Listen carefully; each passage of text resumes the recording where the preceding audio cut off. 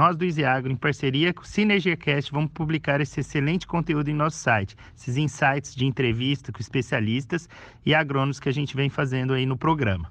Então acessem www.easyagro.com.br e aproveite. Também para baixar o nosso aplicativo. Você pode consultar as diversas pragas, doenças e os produtos que controlam essas pragas e doenças em nosso aplicativo. Você também pode fazer orçamento de produtos, sementes e fertilizantes no aplicativo que vai ser encaminhado para o distribuidor ou cooperativa mais próxima de você para melhor atendê-lo. Junte aos mais de nossos 37 mil usuários e mais de 4 milhões de hectares cadastrados em nossa plataforma e faça download do aplicativo hoje mesmo. Um grande abraço, é gratuito.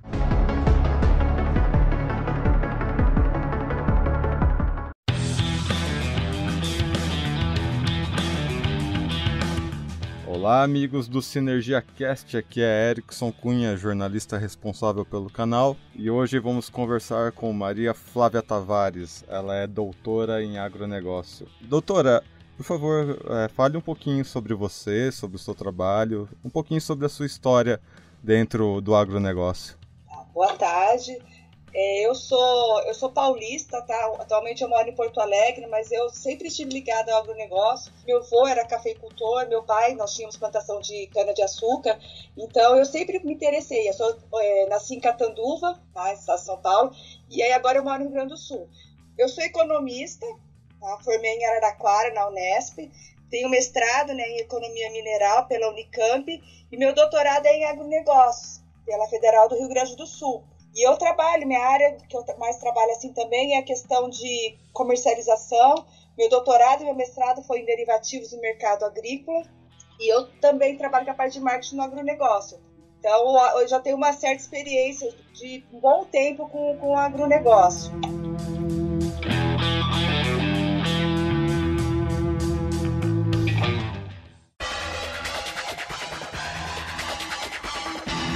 E semana passada a gente teve uma conversa com o José Carlos de Lima Júnior, da marca Strat, e a nossa conversa semana passada foi um pouco sobre economia liberal, né? Mas no âmbito mais geral do assunto, no âmbito mais nacional. E hoje com a senhora eu gostaria de conversar um pouco sobre economia para pequenos e médios produtores rurais, né? Quais que vão ser as principais dificuldades que esses pequenos produtores vão ter ao longo dos próximos anos, né? Porque o que a gente vê é que apesar de crise, apesar de tantos problemas, né, um processo aí de troca de gestão lá em Brasília, a gente vê que apesar de tudo isso, a agricultura familiar tem uma forte representatividade na cadeia do agronegócio. Então, como é que a senhora vê que esses produtores pequenos e médios, que tipo de decisões eles vão precisar tomar, que tipo de rumo que vai precisar ser tomado para que esses pequenos produtores continuem tendo sua própria sustentabilidade dentro da cadeia, dentro do setor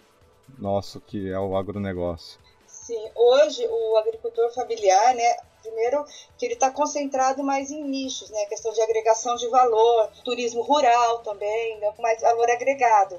E o que eu vejo hoje é que eles têm que pensar, né, a sua propriedade como uma empresa, então tem que cuidar dos custos, fazer uma boa gestão.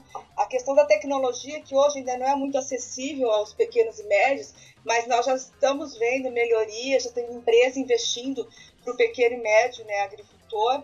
E a questão também de fazer curso, qualificar, acompanhar o que acontece lá fora, né? Muitos produtos da agricultura familiar são produtos do comércio justo, né? Fair trade. E hoje temos para exportação, muitos produtos são exportados de agricultura familiar.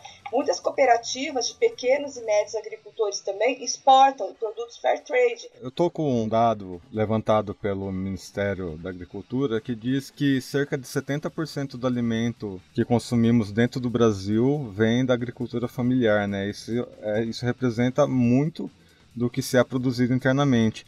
E aqui diz que, inclusive, se existissem apenas produtores familiares produzindo dentro do Brasil, ainda assim nós seríamos a 8ª maior produtora de alimentos do mundo, né? Economicamente, aqui falando, tem um faturamento anual de 55,2 bilhões de dólares, caso o Brasil tivesse apenas a produção familiar.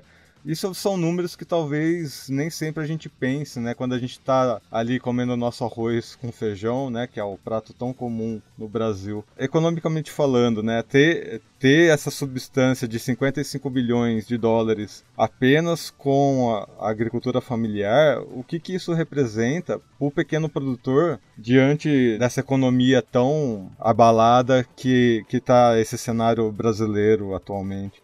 Eu vejo assim, né? A agricultura familiar vem crescendo cada vez mais e a população, o consumidor está se tornando mais consciente também do produto da agricultura familiar, que é um produto com mais valor agregado. Então, a valorização vem crescendo. Inclusive, os próprios grandes redes de supermercados, eles já compram de produtos de agricultura familiar, de pequeno produtor.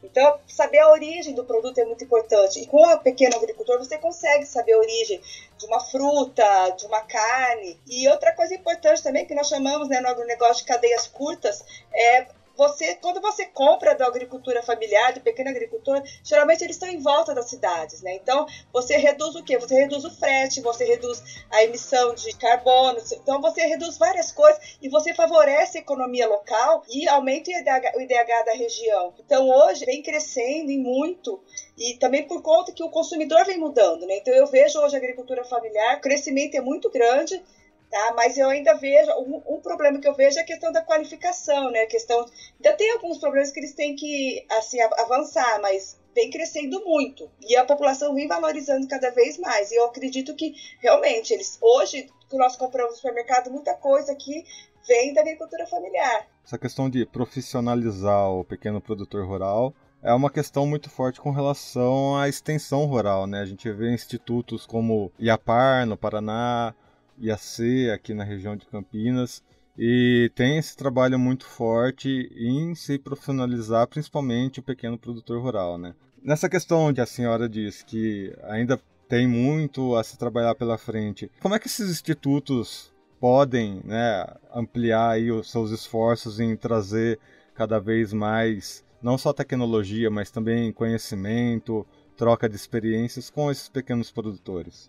É muito importante, né, que tenha essa troca, né, porque hoje a tecnologia está nos institutos. O Instituto Agronômico de Campinas, por exemplo, ele ajudou a desenvolver um mini arroz para um produtor e que ele acabou agregando valor, e hoje é um arroz muito famoso, no caso o arroz Ruzene, né? Então hoje é importante que tenha essa parceria. E hoje também a gente não pode esquecer do sistema CNA também, né, que o Senar ele faz um trabalho bem grande com os produtores rurais, com o pequeno e médio, na questão de profissionalizar.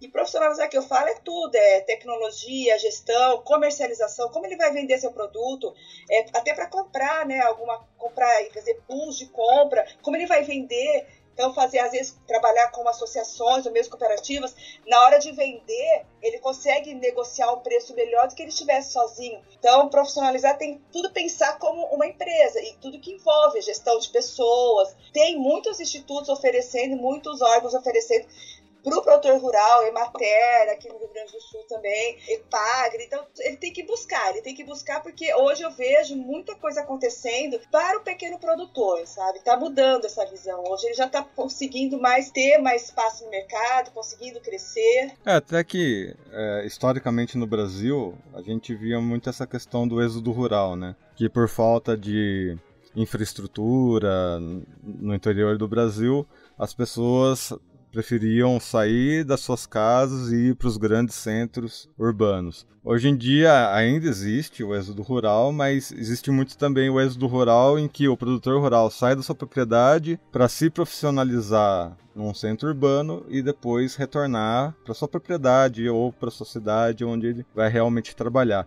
Esse cenário atualmente, ele é cada vez mais uma realidade ou ainda se tem muito caminho pela frente com relação a isso? Não, eu vejo que é uma realidade já, inclusive, né, eu dou aula assim no Brasil inteiro, né, e eu estou notando cada vez mais nos meus cursos a presença de produtores, de sucessores, grandes desafios do agronegócio hoje dos sucessores, né, que não são herdeiros, são sucessores, como eles vão levar, né, para frente a propriedade que é a da família. Então hoje, por exemplo, aqui no Rio Grande do Sul, os produtores de leite, então são pequenos agricultores, pequenos produtores. E eles estão fazendo curso, fazem MBA, estão estudando.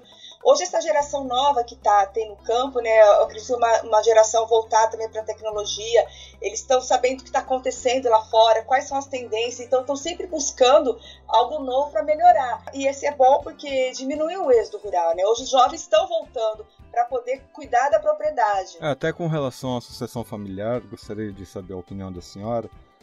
Que nas reportagens que a gente faz, nas entrevistas, a gente vê que a sucessão familiar, dependendo do caso, ela ocorre tranquilamente, mas sempre há algumas questões de gerações, né? Gerações mais antigas pensam de uma maneira, gerações mais novas pensam de outra. Às vezes, uma adoção de tecnologia mais recente, os jovens querem adotar em suas propriedades rurais determinadas tecnologias, mas às vezes as gerações anteriores nem sempre aprovam. Como é que o planejamento familiar consegue superar essas turbulências aí entre gerações? Isso sempre ocorre, né? Não só no agronegócio, mas na economia em geral. Mas é preciso o quê? Já ir trabalhando, né? Já vai trabalhando com o sucessor. Então quem vai seguir, eleger, né? Quem que vai ser o responsável, né? Então aí você pega e já vai trabalhando, já vai trazendo, juntando as gerações, unindo as gerações, porque hoje a tecnologia é algo que não tem mais como você deixar de fora. Então tem que ter esse relacionamento para não ter conflitos, mas a questão da geração, conflito de gerações é muito grande mesmo.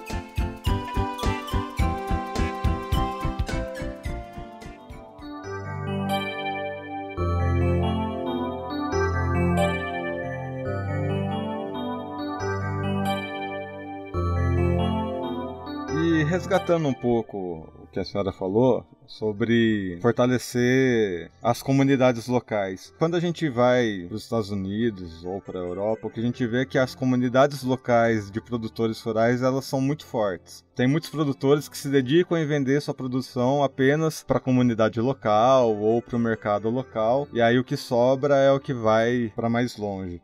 Aqui no Brasil está se iniciando, né, muito essa questão de você vender a sua produção para o mercado local, como a senhora bem indicou aí na sua fala.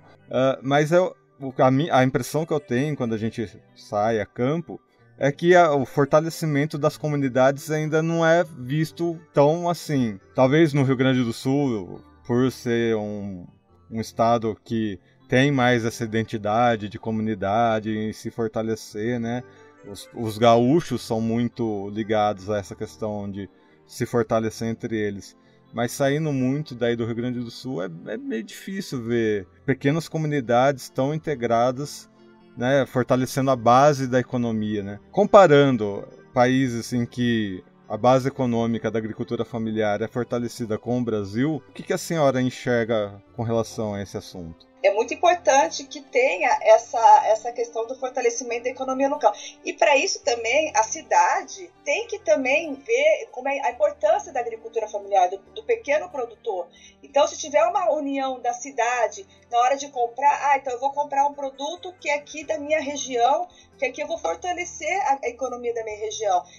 Posso pagar mais barato porque não tem gasto com frete, questão da logística. Fazer uma conscientização, né, da cidade, do povo, das pessoas que moram na cidade em relação a isso. Mas eu vejo hoje que tem tendo muitos casos, em Minas a gente vê, e como se consegue isso hoje, né? Por meio de denominação de origem, produtos com selo. Então aí você consegue. Nós temos um caso, uma cooperativa em Matão, aí em São Paulo, que é a Coagrosol, que ela vende suco de laranja fair trade. Então comércio justo, vai para a Europa e o que volta, o dinheiro que entra é para ser usado na comunidade, na educação das crianças. Não pode trabalhar, pode ter trabalho escravo, pode ter trabalho infantil. Então, isso é uma forma de você fortalecer. Alguns estados já fica mais difícil, porque também, às vezes, o agronegócio já tem aquela uma agricultura mais de escala, são grandes propriedades, né? Então aí já fica um pouco mais difícil. Mas quando você fala de alguns estados como Rio Grande do Sul, Paraná, Minas Gerais, São Paulo também,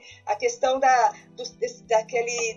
Parte Verde, né, ali de São Paulo, a questão do Mogi das Cruzes, então a questão toda perto de Campinas ali, a questão das uvas de louveira, aí vinhedo lá, então você tem como você fortalecer. A questão também do turismo rural, é super importante você fazer o turismo rural, né? Mostrar, as pessoas hoje da cidade, eles querem conhecer. Todo mundo passou a sua infância numa propriedade, num sítio. Então, é legal para você chegar, mostrar para o seu filho, levar seu filho passar um dia, né, numa propriedade, colher a fruta do pé. Então, isso é algo que também a gente pode incentivar cada vez mais, né, essa relação entre cidade e campo. Até com relação a essa questão das cidades, eu vi um termo aqui, não sei se é um termo tão usual, que é um termo chamado agrocidades, né? Que são cidades que giram em torno de agronegócio. Aqui na região de Campinas tem Vinhedo, Valinhos, todo o circuito das frutas, né? Mas se você for para o Mato Grosso, por exemplo, existem cidades inteiras que nasceram por causa de agronegócio, né?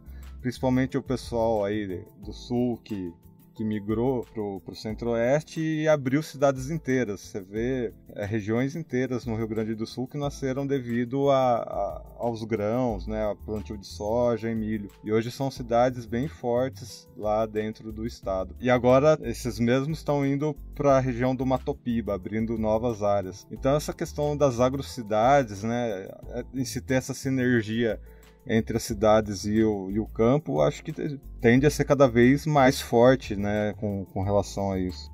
Com certeza. Por exemplo, nós vemos a cidade, as maiores produtores de soja, de grãos, né, de soja e milho. Aí, então você pega Mato Grosso, aqui no Rio Grande do Sul, Passo Fundo. Aí no Paraná você pega a região ali da Coamo, Campo Mourão. Então você vê, indo lá para o norte, né, Luiz Eduardo, Magalhães, a Barreiras. Então, vem crescendo e isso também leva ao progresso para a cidade, né? Leva que as pessoas vão receber mais, vão poder investir. Então, isso também vai modificando, porque o agronegócio, se o campo vai mal, a cidade vai mal, tá? Então, não adianta, porque hoje está tudo interligado. Então, é preciso, quanto mais você incentivar também essa troca, é importante. E hoje eu vejo, né, o agronegócio como é o que está salvando a economia no Brasil hoje, né? Se não tivesse o agronegócio, a gente estaria numa situação muito pior que nós estamos hoje. Um outro termo que eu vi aqui no Ministério da Agricultura é com relação à soberania alimentar, né? A FAO, em 2014, reconheceu o Brasil como um país livre da fome. E essa questão, né, quando você conversa com Roberto Rodrigues, por exemplo, ele levanta muito essa bandeira de que precisamos combater a fome, né, não só dentro do Brasil, como fora também, como forma de se ter a soberania alimentar. Quando você tem a sua soberania alimentar, você evita uma série de questões de guerras. A gente vê problemas também com imigração ilegal, né? Você vê outros países tendo que fechar suas fronteiras por causa de problemas com relação a isso. Quando a gente traz uma questão como essa, por exemplo, soberania alimentar para suprir todo um país inteiro, né? Suprir a demanda por alimentos de um país inteiro. Tendo esse dado de que a agricultura familiar é responsável por mais de 70% dos nossos alimentos, o que isso significa para a economia brasileira? Cada vez mais está crescendo a agricultura familiar e hoje nós podemos falar que o Brasil é do agronegócio mesmo, a agricultura com grandes produtividades, a agricultura em escala, e nós temos também agricultura, no caso da agricultura familiar, pequeno produtor, que eles produzem o produto mais para agregação de valor, né? Então, é um nicho diferenciado, mas que também está alimentando a cidade. Mas hoje também eu levanto uma questão muito importante, que eu sempre falo nos meus cursos, né, com meus alunos, assim, que é a questão do desperdício, né? Então, hoje, mais do que a gente... Tudo bem, a gente vai produzir, mas tem muito desperdício. O desperdício começa lá na produção, até chegar no supermercado. Então, hoje, a pessoa também, a questão de incentivar frutas feias. As pessoas não compram frutas feias, então isso vai ser desperdiçado, vai ser jogado fora. E quantas pessoas não estão passando fome? Então, trabalhar também isso, a questão do desperdício. Não é só frutas, né? Legumes também, eles fazem essa separação, né? Tanto as pessoas passando necessidade, e aí por uma questão estética, simplesmente estético isso, né? A gente vê grandes mercados realmente jogando fora esse alimento. Mas é uma mentalidade, né, do consumidor mesmo. Você vê em países como a Alemanha, assim, lá na Inglaterra, eles têm supermercados só para vender frutas feias. Né? Então, mudar a cabeça também do consumidor, que achar que só que a fruta bonita, o produto bonito é o melhor. Não. Enquanto isso, muitas pessoas vai ser desperdiçado muito alimento, as pessoas vão passando fome. Então, é questão que passa muito pelo consumidor, né? Do consumidor procurar esse produto de pequeno produtor, o consumidor não desperdiçar, sabe? Então, hoje tem que ter uma relação muito grande cidade e campo.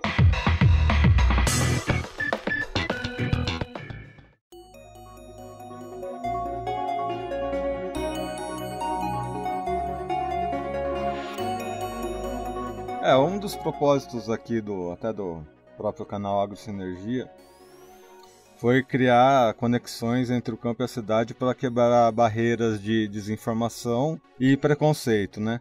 E essa é uma questão que a cidade bate muito no agronegócio, porque fala que agronegócio polui, agronegócio não respeita o meio ambiente. Mas eu acho engraçado isso. É tão fácil bater, né, no agronegócio, falar que tem esses problemas, quando dentro das próprias cidades tem tantos problemas como esse com relação ao desperdício de alimentos, por exemplo. Isso não é culpa do agronegócio, isso é culpa da mentalidade das pessoas que descartam e sem pensar que teve todo um trabalho por trás, todo um planejamento realmente. Às vezes foi uma agricultura familiar, uma família que se dedicou ao longo de uma safra inteira para que aquele alimento esteja na mesa das pessoas. E chega aqui no final da cadeia, né, entre os consumidores, e tem tanto descaso como esse, né? 40% dos alimentos são perdidos, são desperdiçados na cadeia inteira do agronegócio. Então é muito grande, né? Então é a questão do consumidor também. Se ele não tiver comida, se não tiver agricultor, ele não vai comer, a cidade não vai comer. Então essa questão de falar mal do agronegócio, isso é muito complicado, sabe? Porque as pessoas precisavam conhecer mesmo como que funciona, quanto que gera de emprego, quanto que, sabe, melhora a região, melhora a vida das pessoas. E a questão também, como que foi produzir aquela fruta, sabe? Como que ele produziu, sabe? Qual foi o caminho que ele levou até chegar lá na mesa do consumidor? Então, hoje tem que ter um trabalho muito bem feito sobre isso, né? Porque ainda existe muito preconceito com o agronegócio. A questão da rastreabilidade, né, para a agricultura familiar, essa criação de selos, marca Brasil, vemos muitos trabalhos sendo feitos com relação a isso. Como é que isso vai abrir caminhos para o agricultor familiar conseguir exportar o seu excedente de produção, né? Ele vai continuar abastecendo a sua comunidade local, ou a senhora vê que quando tiver uma porta aberta, o produtor familiar vai optar primeiramente em exportar? Ou não, a tendência é mesmo com os caminhos abertos para exportação, o pequeno produtor vai continuar ali suprindo a demanda local? Sim, eu acho que tem espaço para os dois mercados, né? Ele vai continuar suprindo, mesmo porque, que nem eu falei para você privilegiar, né? Vender na economia mais local, os custos deles são menores, né? Então, com frete, com toda a questão de logística. Mas a exportação é algo que já vem crescendo muito, né? Os agricultores têm muita parceria hoje com algumas entidades, né? A própria Apex, né? Então, isso vem crescendo muito. Mas para poder exportar, ele tem que estar muito bem organizado, né? Pensar como empresa mesmo. Tem que produzir também o tipo do produto, no caso com a certificação, tem que seguir todas as normas. Então é um processo também de certificação que não é tão fácil assim, né? Então tem vários caminhos, mas eu vejo que a exportação está aberta, muita gente está exportando. Hoje a gente vê na comunidade europeia importando muitos produtos mesmo do Brasil, a demanda é muito grande, né? Tem carregamento de frutas que saem toda semana, né? Então você vê para a Europa, para a Inglaterra, então você vê que vem crescendo, mas também tem espaço para o local. Hoje você vê aqui, por exemplo, aqui no Rio Grande do Sul, está tendo a festa do pêssego, depois tem a festa do morango, então isso tudo você vai fazendo o quê? Você vai incentivando as pessoas a participarem, incentivando a produção, que um vai conhecendo, vai falando, aí vai aumentando o consumo também. Eu gostaria de agradecer a presença aqui da Maria Flávia Tavares. Ela é doutora em agronegócio. Maria Flávia, gostaria de dar uma última palavrinha para os nossos ouvintes. Muito obrigada, né, foi uma honra participar do programa de vocês. E eu acho assim, sabe, o agronegócio o Brasil é muito grande, né? Então tem espaço para agricultura de grandes propriedades, assim como para o pequeno agricultor. Mas o mais importante de tudo é o produtor se profissionalizar, ele pensar como empresa, ter uma gestão da sua contabilidade, pensar novas tecnologias que estão chegando. Hoje tem tanta startup aí gerando novos produtos que podem ajudar o pequeno e médio produtor. Então, hoje eu vejo com grande otimismo, né, o agronegócio e crescendo tanto na parte da agricultura em escala quanto do pequeno e médio produtor. Só uma última pergunta. Com relação aos pequenos produtores, existe esse risco de grandes produtores acabarem, como vamos tomar aí provavelmente rumos liberais de economia, livre comércio e todas essas questões que o liberalismo traz, qual que é o risco dos pequenos e médios acabarem sendo incorporados em grandes corporações, por exemplo, né? Deles não conseguirem se sustentarem com as próprias pernas e, de repente, tendo que entregar seus negócios para outras empresas. Para que isso não aconteça, o que o produtor pequeno tem que ter na cabeça para continuar tão sustentável? Primeiro ele tem que pensar que o seu produto é especial. Seja uma fruta, seja mel, então ele procurar agregar valor. Porque quando a pessoa compra um produto com agregação de valor, tem outras questões, né, na hora que você compra. Então você pensa realmente na origem do produto, qual foi a comunidade, como que foi feito, o que foi usado, quais foram as técnicas. Então, o produto de agricultura familiar já vem com uma parte emocional, que leva lá também na nossa infância, que tem aquela carga emocional que as pessoas preferem esse tipo de produto, que foi produzido em vez de alta escala, foi produzido em pequenas quantidades, né? Então, investir nessa agregação de valor, divulgar, né, esses produtos, é importante ter, né, hoje os grandes chefes estão usando de produtos de agricultura familiar, né? Então mostrar a questão da origem do produto e mostrar, né, a importância que é para o pequeno e médio produtor ter essa produção. Então é isso, pessoal. Esse foi o SinergiaCast, o podcast aqui do canal AgroSinergia. Essa provavelmente foi a última entrevista do ano com Maria Flávia Tavares. Lembrando que dia 3 de dezembro teremos o sorteio da camiseta do Agro Resenha Podcast, um dos parceiros aqui do nosso programa. Acompanhe então as nossas redes sociais, o Facebook, o LinkedIn, Twitter, Instagram, todas as redes sociais, todas as formas de contato com Maria Flávia Tavares vão estar aqui na descrição deste episódio. Então, até o próximo programa, pessoal. Um abraço!